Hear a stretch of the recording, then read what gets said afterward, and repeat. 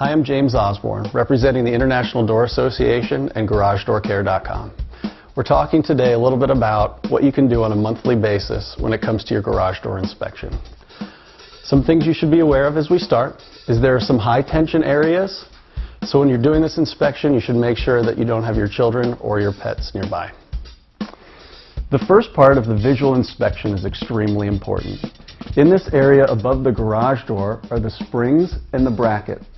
This area is under extreme tension. So what you're looking for here is just to visually make sure that that bracket is secure against the wall. This is a critical area, and if things look out of line or loose, you definitely want to call a garage door professional. Another visual inspection you can perform is to look at the track. Make sure that it's secure and in line. You also want to check the cables to make sure they are not frayed. Also make sure that the rollers run smoothly up and down the track.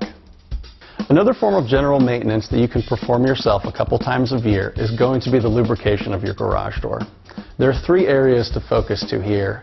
They are the springs above the garage door, the hinges themselves between the sections, and then also the roller areas. What you want to use is garage door lubricant. Never use a penetrating oil.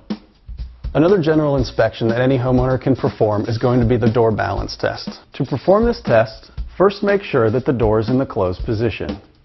Then disconnect the opener from the garage door. Then you want to raise the door about halfway.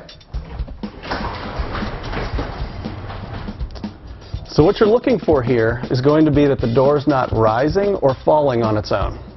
If it is, there could be something that a garage door professional needs to come out and look at associated with the springs.